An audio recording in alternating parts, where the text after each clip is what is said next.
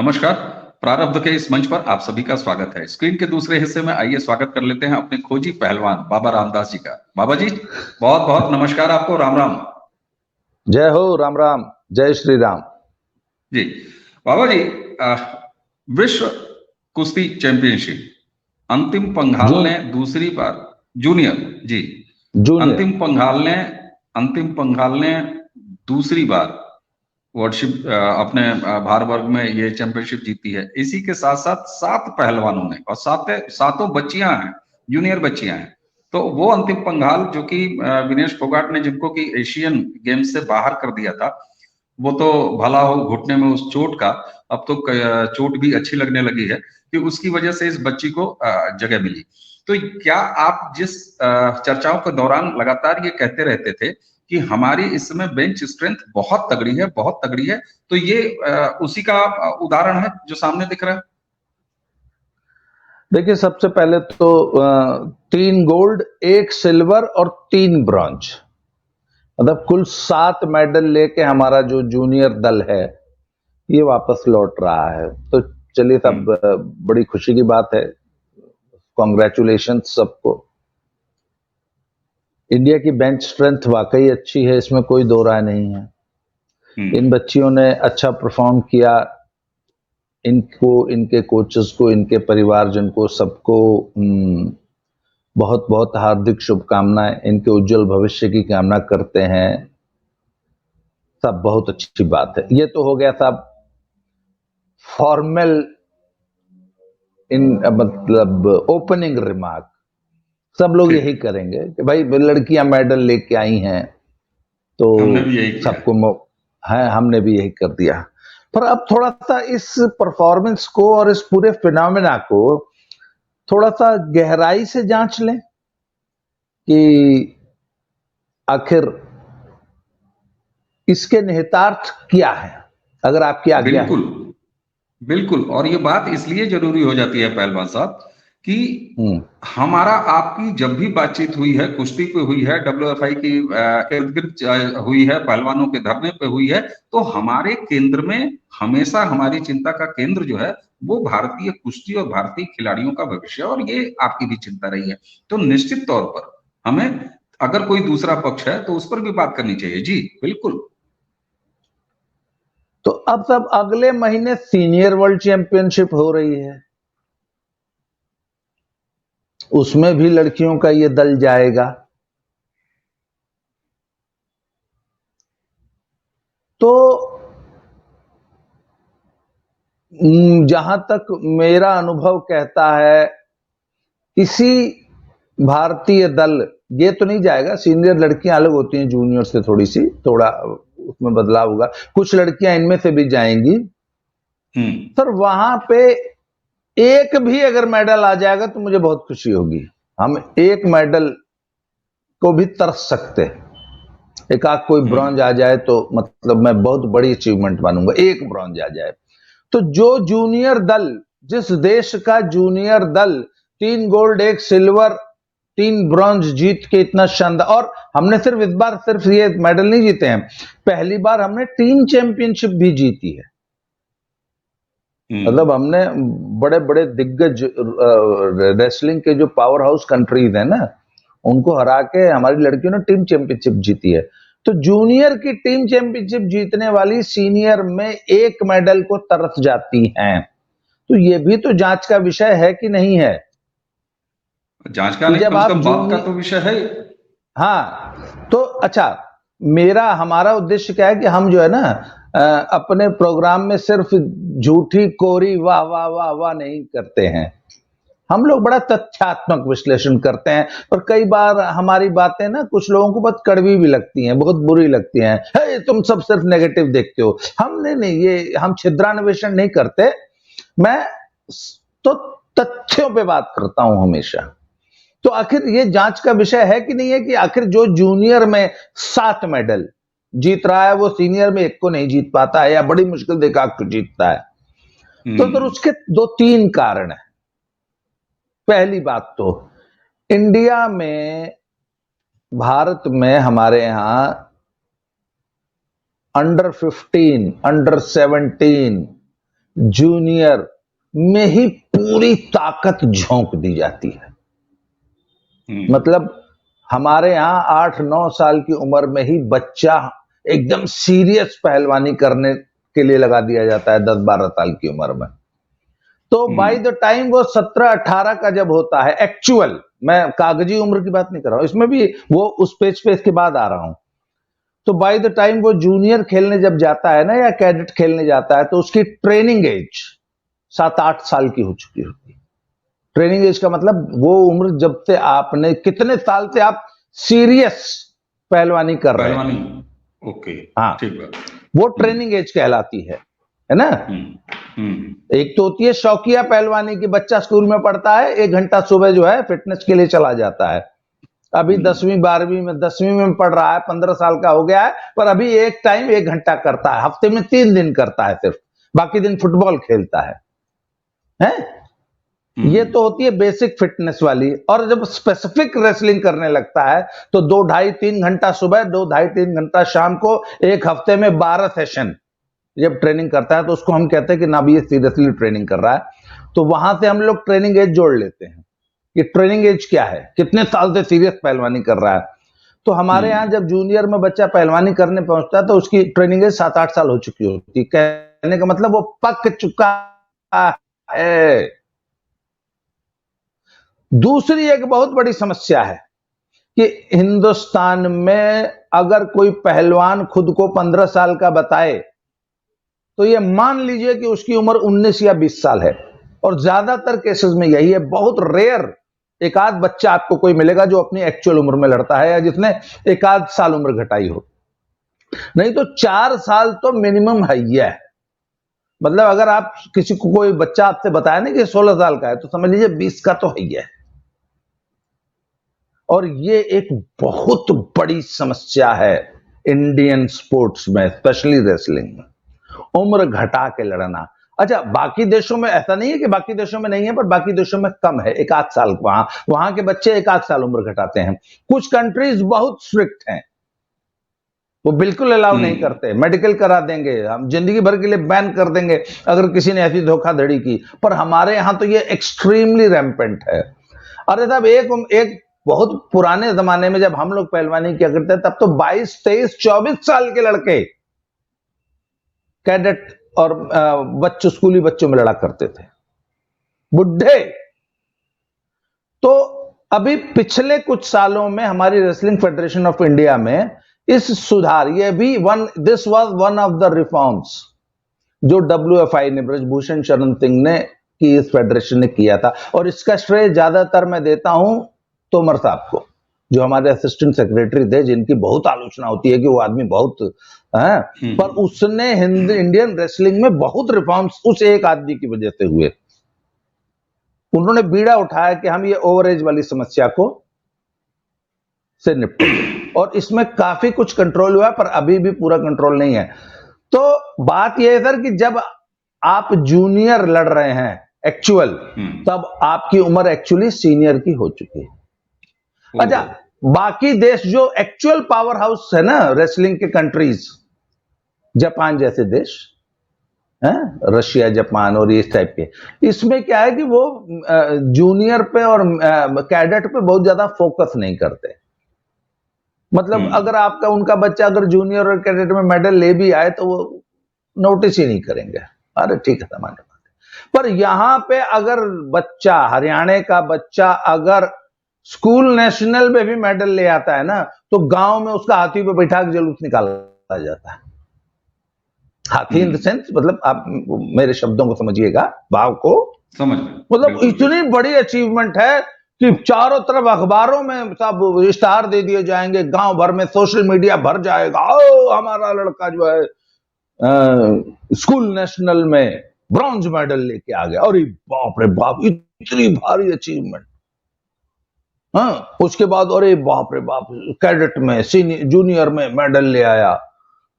मतलब बच्चे के अंदर इतना बड़ा प्राइड और सेंस ऑफ अचीवमेंट भर दिया जाता है कि बस बस बस, अब कैडेट में अगर इंटरनेशनल, अरे ये तो छोड़ दीजिए, बच्चा खाली इंटरनेशनल खेल आए, एक बार विदेश चला जाए तो पीछे टी शर्ट पे, ट्रैक सूट पे ना इंडिया लिख दिया जाता है। बोले आज हमारी जिंदगी का एक का मकसद है, हमको अपनी पीठ के पीछे इंडिया लिखवाना है। हमारा भी एक विदेशी टूर लग गया, मतलब बस हो गया, जिंदगी की सारी सफलता अर्जित हो गई, इंडिया के पीछे लिखा गया जी। अच्छा, आप जब ये कह रहे हैं तो इसी के साथ इसका दूसरा पक्ष भी तो हो सकता है कि आप कह रहे हैं कि हरियाणा में अगर ये चलन है, पश्चिमी उत्तर प्रदेश में ये चलन है, तो शायद यही वजह है कि वहां कुश्ती की प्रतिभाएं भी पनपती हैं। तो एक ये मोटिवेशन होता है कि अगर किसी बच्चे ने कोई अचीवमेंट किया है तो उसको अगर जाहिर किया जाए, समाज अगर खुश हो रहा है तो और बच्चे उससे अट्रैक्ट होते हैं और मोटिवेट होते हैं। ऐसा भी देखा जा सकता है ना? हाँ बिल्कुल है, हर चीज के दो सिक्के के दो पहलू होते हैं, वो भी एक फैक्टर है, उससे मोटिवेशन समाज को मिलता है, सारी बात सही है। परंतु सर एक संतुलन स्थापित करने की जरूरत है ना, कि जूनियर और कैडेट की परफॉर्मेंस को इतना अधिक महत्व न दे दिया जाए कि बच्चा वहीं संतुष्ट हो जाए जीवन में, कि चलो ठीक है अब कैडेट में मेडल आ गया ना, अब हमने जो जिंदगी में हासिल करना था कर लिया। फिर ये कॉलर ऊंचा करके घूमने लगते हैं लड़के लड़कियां, जैसे ही जूनियर और उसमें मेडल आता है ना, तो ये समझ लेते हैं कि बस यही जिंदगी थी, यही जिंदगी का मकसद था, यही पहलवानी का मकसद है। वो एक बहुत बड़ा फैक्टर है हमारे देश में कि हमारी बहुत प्रतिभा कैडेट और जूनियर लेवल पे ही नष्ट हो जा रही है। ये बात तो और उसके बाद भाई आप जब खेलने गए तो ज्यादातर प्रतिद्वंदी आपके अभी नॉविस थे या नॉन सीरियस थे खिलाड़ी, है ना, वो सब अभी बस अपने कैरियर की शुरुआत कर रहे हैं, और आपकी ट्रेनिंग एज 8 साल की है, आप एकदम पके हुए हैं, ऊपर से 5 साल आपने उम्र भी घटा रखी है, तो असल में तो आप सीनियर हैं, और सीनियर भी कौन से, ज्यादा वाले सीनियर लड़ रहे हैं बच्चों से, तो आपका मेडल तो आएगा ही। तो आखिर यही कारण है ना कि जो टीम 7 मेडल ला रही है जूनियर में, वो सीनियर में 1 मेडल के लिए क्यों तरस जाती है। ये समझ में आया आपको? ये बात अब समझ में आ रही है बात। डब्ल्यूएफआई ने इसको लेके क्या रिफॉर्म्स किए?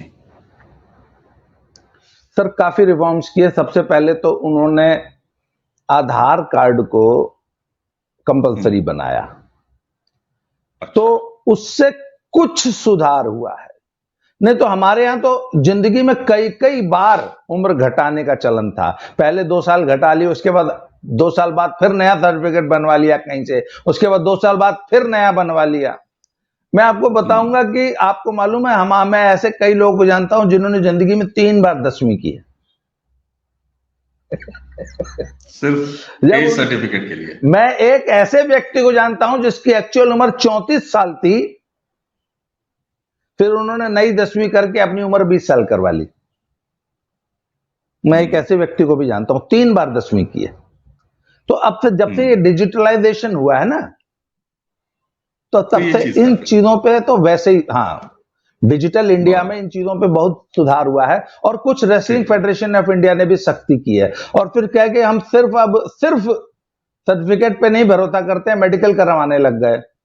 कुछ स्वविवेक से भी कि तुम्हारा सब कुछ चाहिए, नहीं खेलने देंगे, हमारी दादागिरी है, लो कर लो, क्या उखाड़ लोगे, नहीं खेलने देंगे तुमको। फेडरेशन ने यह भी किया है कुछ केसेस में। तो वो इसीलिए तानाशाही के जो आरोप लगते हैं ना, वो इसीलिए लगते हैं कि तुम फर्जी सर्टिफिकेट बनवा लाए, हाँ, फर्जी सर्टिफिकेट बनवा लाए, पर हमसे ऊपर थोड़ी ना उठ गए। इसीलिए फेडरेशन में तानाशाही होती है। फेडरेशन यही तानाशाही करती थी, और यह बहुत जरूरी थी, ये तानाशाही। और भी बहुत सारे केसेस अभी पिछले दिनों हुए ना, कि वो दो जगह से बर्थ सर्टिफिकेट बन गए थे, या हो गया था, वो क्या हो गया, वो इनफैक्ट वो क्या था, ये उम्र घटाने का प्रपंच था जिसमें लोग फंस गए थे। तो लोगों ने ओरिजिनल वाली उम्र निकलवा ली, डेट ऑफ बर्थ निकलवा ली। जहां बचपन में दर्जा 5 में पढ़ते थे, वहां तो एक रिकॉर्ड था ना पहले से, वो दर्जा 5 का रिकॉर्ड निकलवा लिया। ये आपने वही उसी केस की बात कर रहे हैं, ब्रजभूषण शरण सिंह के ऊपर जो पॉक्सो का मामला था, जिसमें नाबालिग लड़की, तो उसके 2 सर्टिफिकेट निकल के आए थे। मैंने कहा दर्शकों को अपडेट कर दूं। हाँ जी, हाँ, तो ये वही केस था। तो सर फेडरेशन कि इस मामले में मैं प्रशंसा करूंगा कि उन्होंने इस मेनेस को एड्रेस किया और ओवर एज बच्चों को जो है जूनियर और सब जूनियर और कैडेट में लड़ने से रोका। और इसी तरह एक और बहुत बड़ा प्रॉब्लम था कि हरियाणा वाले पूरे देश से लड़ते थे, पता लगा मणिपुर में भी 6 हरियाणा वाले लड़ रहे हैं। इस तरह क्या था कि वो हरियाणा की कुश्ती तो बहुत ऊपर थी, तो उसके लिए फिर उन्होंने सख्ती से मना किया कि नहीं। ये कैसे होता था? हरियाणा नहीं, ये कैसे होता था कि अगर कोई डोमिसाइल किसी बच्चे के पास हरियाणा का है तो वो मणिपुर से जाके कैसे खेलता था? नहीं, आप बताइए ना, मान लीजिए मेरा बच्चा पंजाब में पैदा हुआ क्योंकि मैं सेंट्रल गवर्नमेंट अप्लाई था, तो बर्थ सर्टिफिकेट उसका पंजाब का है, पर मैं तो उसके बाद मेरी अगली पोस्टिंग तो मणिपुर में हो जाएगी ना, उसके बाद मैं वहां चला जाऊंगा, केरल चला जाऊंगा। और वैसे भी कोई बिजनेसमैन, कोई भी बिजनेसमैन भारत में जाके कहीं पर भी बिजनेस कर सकता है, रह सकता है, नागरिक हैं हम लोग देश के, तो ये हो जाता। बच्चा कहीं से भी खेल सकता था। बच्चा, भाई एक बात बता ना, बच्चा पैदा हुआ हरियाणा में, फिर उसके पिताजी चले गए केरल में, तो बच्चा केरल में 10वीं कर रहा है तो केरल से खेलेगा। मैं समझ गया, लेकिन इसको WFI ने रोका कैसे? क्योंकि इसको रोका तो जा नहीं सकता है, पूरे देश में कहीं डोमिसाइल कहीं का भी हो, लेकिन अगर बच्चा कहीं भी है, खिलाड़ी कहीं भी है, तो अपना काम कर सकता है, खिलाड़ी खेल सकता है, सब कुछ कर सकता है पूरे भारत में। तो WFI ने इसको कैसे रोका? WFI ने एक रजिस्ट्रेशन प्रारंभ किया। मान लीजिए आप हैं, आपने सन 2020 में खुद को मान लीजिए हरियाणा का निवासी बताते हुए WFI में एक टूर्नामेंट लड़ लिया, तो अब आप रेसलिंग के, अब अगर आपको मणिपुर से खेलना है तो सबसे पहले आप WFI से परमिशन लेके रेसलिंग हरियाणा एसोसिएशन से NOC लेंगे और खुद को मणिपुर में जाके रजिस्टर करेंगे। और तो मणिपुर की जो रेसलिंग एसोसिएशन है वो इस बात से सेटिस्फाई होगी कि आखिर हरियाणा का एक लड़का मणिपुर से आके क्यों खेल रहा है, तो वो भाई वो कहेगा ना कि मेरे फादर की पोस्टिंग है यहाँ था, मैंने 10वीं 12वीं यहाँ से किया है, BA यहाँ देखिए मैं पढ़ रहा हूँ, पिछले 3 साल से यहीं रह रहा हूँ, फलाने सेंटर पे पहलवानी करता हूँ, फलाने मेरे कोच हैं, तब जाके वो NOC। तो कहने का मतलब उसको रेगुलेट करने की कोशिश की गई। अब इससे क्या हुआ, हरियाणा के पहलवानों में बहुत असंतोषपन था कि पहले हम लोग नेशनल तो कम से कम खेल लिया करते थे मणिपुर से, अब WFI ने ये हमारे साथ बहुत बड़ा अत्याचार किया है। तो फिर ब्रजभूषण शरण सिंह जी और यही तोमर साहब जो है हमारे विनोद तोमर, इन्होंने एक नई शुरू की world Indian national open ranking series कि चलो भैया ओपन करा दिया, आओ हरियाणा के 20 पहलवान लड़ो। तो आप जिसमें गए थे मेरे साथ नंदिनी नगर, वो वही ओपन रैंकिंग सीरीज थी, उसमें एक एक वजन में 20-20 पहलवान हरियाणा के लड़ लेते हैं। आओ तसल्ली कर लो, कोई ओपन है, चाहे जिससे लड़ो, चाहे जितने लड़ो किसी स्टेट से। एक एंट्री फीस होती है 1050 रुपया, वो एंट्री फीस दीजिए, अलग अलग होती है वैसे, और लड़िए। तो ये सारे रिफॉर्म्स हैं जिसको लेके हमारे इंडियन पहलवान कुछ असंतुष्ट भी रहते हैं, परंतु ये रिफॉर्म्स अंत में कुश्ती के कल्याण के लिए, कुश्ती में हमारी लॉन्ग टर्म परफॉर्मेंस के लिए बहुत जरूरी। ये बड़ी बात है। अच्छा, आपने जब ये कहा कि ये जूनियर बच्चों, देखिए हमारे समाज में कुछ साल पहले ही अगर किसी बच्चे का ओरिजिनल बर्थडे जो है वो एक ही हो, तो ज्यादातर तो चलन ये है कि भारत में लगभग लोगों के 2 जन्मदिन होते हैं, और ये एक चलन है हमारे समाज में, पूछा जाता है कि भैया कागज वाला जन्मदिन है कि असली वाला जन्मदिन है। आप देखिए तो 1 जुलाई, किसी भी साल के 1 जुलाई को जरा आप लोगों के बर्थडे देख लीजिए।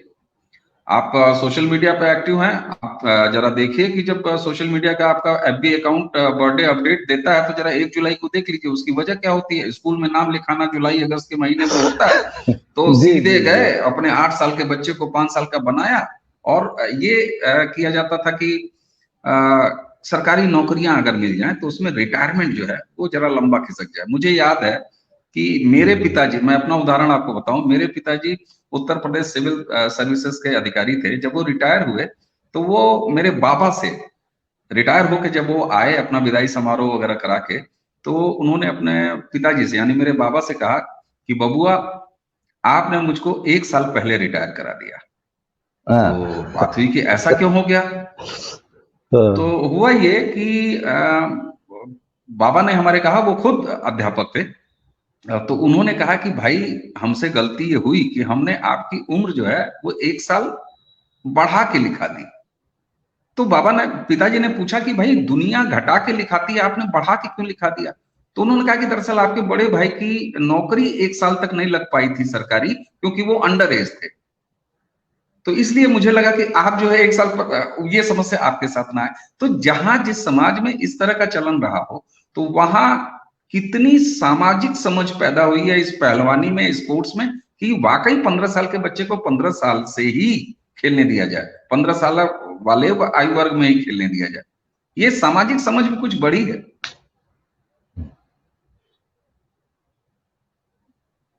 हाँ, मैं आपको इसी सब्जेक्ट पे एक बड़ा मजेदार किस्सा बताता हूं, just on a lighter note. क्या कि नाम नहीं लूंगा पहलवान जी का, वो पंजाब के एक बड़ी डेकोरेटेड रेसलिंग फैमिली हुई है। तो उसमें पहलवान जी थे, तो उनको और पुराने जमाने में स्पोर्ट्स कोटे में नौकरियां यूं ही मिल जाती। तो पहलवान जी अच्छे पहलवान थे, रुस्तम थे, 1 नंबर के जोड़ थे पंजाब में। तो उनको बिजली बोर्ड ने, पंजाब स्टेट इलेक्ट्रिसिटी बोर्ड ने शुरू में जो है वो एडहॉक कर्मचारी, जो नहीं कच्चे कर्मचारी होते थे, उसमें रख लिया कि चलो पहलवानी करते रहना है, यहां पे जो भी थोड़ा बहुत मिलेगी तो मुफ्त की तनख्वाह मिलती रहेगी। तो कच्चे कर्मचारियों में उनको रख लिया, और वो 15-20 साल तक अपने 1 नंबर के पहलवान थे, पहलवानी करते रहे, जाते थे, महीने में तनख्वाह लेके आ जाते थे। फिर 20 साल बाद सरकार ने और बोर्ड ने कहा कि अरे भैया, हमारे जितने कच्चे कर्मचारी हैं इनको अब पक्का कर दिया जाए। तो अब पहलवान जी लोगों ने पूछा कि हाँ भाई, अब आ जाइए, आप लोग को आज से हम पक्का कर रहे हैं। तो तब हिंदुस्तान की कैसी व्यवस्था थी, तो पहले कोई रिकॉर्ड ही नहीं था, पर्सनल फाइल जैसी कोई चीज ही नहीं थी। तो उनको जब पक्का किया गया तो उनसे पूछा गया आपकी उम्र कितनी है, तो वो लोग तब 40 साल के थे। तो जब नई नौकरी शुरू हुई तो 0 से दिखाया गया और उनको सबको 18 साल का बता के नौकरी पे रख लिया गया। अब 40 साल का आदमी 18 साल का हो गया। तो इस वक्त आज की तारीख में पहलवान जी की उम्र होगी लगभग 85 साल। और नौकरी में, और अभी सरकार, और अभी नौकरी में है। तो तो हिंदुस्तान में तो बहुत कुछ होता आया है। बिल्कुल तो सही। हाँ, और लोग ये देखिए समाज में मतलब कितनी स्वीकार्यता है कि लोग बड़े आराम से बताते हैं कि अरे ये हमारा कागज वाला जन्मदिन है, असली वाला दूसरा है। और बाकायदे स्वीकार लोग करते हैं कि हाँ भाई ये तो कागज वाला है और ये हमारा असली वाला है। तो मुझे लगता है कि ये जो एक अलग पक्ष आपने बताया, देखिए बच्चों ने जीता, इतने सारे जूनियर बच्चों ने जीता, लेकिन ये बात वाकई मायने रखती है। जब आपने ये सवाल पूछा, मैं भी सोच रहा था कि आप ये कौन सा एंगल लेके सामने आ रहे हैं कि ये क्या सीनियर में ऐसा अंडर एज वाला मामला होता है, ये होता है। तो मुझे लगा आप बात करेंगे कि 2 दर्जे की टीम से लड़ते हैं, लेकिन जब आपने ये सवाल मेरे सामने रखा कि यही बच्चे, यही पहलवान जब सीनियर चैंपियनशिप में जाते हैं तो पूरे वहां मेडल के लाला क्यों पड़ जाते हैं, तब ये बात मुझे समझ में आई और मुझे लगता है दर्शकों को भी समझ में आई। जी आप कंक्लूड करें। एक तीसरा, एक और बहुत बड़ी समस्या है Indian sports, not only wrestling sports के साथ, वो है डोपिंग की। सर, हमारे देश में डोपिंग इतनी रैम्पेंट हो चुकी है, डोपिंग इतनी भयानक रूप से हमारे देश में है कि स्कूली गेम्स, मतलब जिला चैंपियनशिप जब होती है, स्कूली बच्चे जब जिले में पार्टिसिपेट करते हैं तो डोप लेकर कर रहे हैं। जो बच्चे भर्ती की तैयारी करते हैं ना गांव में, फौज की, पुलिस की, जी। वो डोप ले रहे हैं। और डोप भी कैसा, अनाप शनाप अंधाधुंध। मैं न तो उन ड्रग्स का नाम लूंगा, न उनकी डोज बताऊंगा, क्योंकि मैं नहीं चाहता कि उनका खामखा किसी को गाइडेंस मिल जाए, पर जितनी लेनी चाहिए उसकी 10 गुना ज्यादा ले रहे हैं, 10 गुना ज्यादा। और 16 साल का बच्चा, 17 साल का बच्चा, 15 साल का बच्चा डोप लेके पार्टिसिपेट कर रहा है। और ये जो डोपिंग की समस्या है, मैं तो कहता हूं कि भारत सरकार को और नाडा और वाडा को इंडिया में तो जिले लेवल पर, अभी हमारे यहाँ क्या है कि नेशनल में भी जिसका सिर्फ मेडल आता है उसका डोप लिया जाता है। अभी जब एशियन गेम्स की जब ट्रायल हो रही थी, तो जो लोग फर्स्ट सेकंड थर्ड आ रहे थे उनका डोप टेस्ट लिया, सैंपल लिया जा रहा था, तो कुछ लोग भाग गए थे सेकंड थर्ड आने वाले। मैं तो कहता हूं भैया जिले लेवल पे लो, जो स्पोर्ट्स की जो भर्ती हो रही है ना, आर्मी वाले बोले डोप कराएंगे, और जिसको एक बार डोप में पकड़ाएगा तो 5 साल का बैन करेंगे, बैन को थोड़ा लंबा बढ़ाइए। डोप भी एक बहुत बड़ी समस्या है इंडियन स्पोर्ट्स की, जिसपे काम करने की कुछ सुधार है हल्का सा। नाडा और वाडा के लेवल पे जो इंटरनेशनल पहलवानों में कुछ स्पोर्ट्स में कुछ सुधार आया है उनकी शक्ति से, परंतु यहां तो सिर्फ जिला लेवल, स्कूल लेवल पे पहुंच चुका है डोप। और आप हमारे जिम्स में जाइए ना, जो कॉम्पिटिटिव स्पोर्ट्स में नहीं है, जिनको सिर्फ टाइट टी शर्ट पहन के मसल दिखाने के लिए जो लोग जिम कर रहे हैं, वो सब डोप खा रहे हैं। उनको कौन सा मेडल जीतना है? बिल्कुल सही बात, बिल्कुल सही बात। तो सर ये समाज में जागरूक, ये एजुकेट करने की जरूरत है समाज को। बिल्कुल, और मुझे लगता है कि हम लोगों को भी इस पर एक अलग से इसे एक वीडियो, एक चर्चा किया जाए, जिसमें इसके व्यापक पक्ष को हम कवर करेंगे। तो बाबा जी, आज आपने ये हमें चर्चा में समय दिया, इसके लिए आपको धन्यवाद देते हुए दर्शकों, हमें उम्मीद है कि हमारी आज की इस चर्चा से कुश्ती और भारतीय खेल और खास तौर से भारतीय कुश्ती के प्रति हमारा जो एक सरोकार है कि अंततः भला कुश्ती का हो, कुश्ती अखाड़े में रहे, कुश्ती मैट पर रहे, न कुश्ती गलत तरीके से लड़ी जाए, न कुश्ती में राजनीति हो, और न कुश्ती धरना पंचायतों, जंतर मंतर और खाप पंचायतों में घुमाई जाए। तो हमें उम्मीद है कि आज के इस चर्चा से आपको जरूर कुछ नया और कुछ दूसरे पक्ष का जानने को मिला होगा। तो बाबा रामदास जी को एक बार फिर धन्यवाद करते हुए आप सभी से विदा लेते हैं। नमस्कार, बहुत बहुत।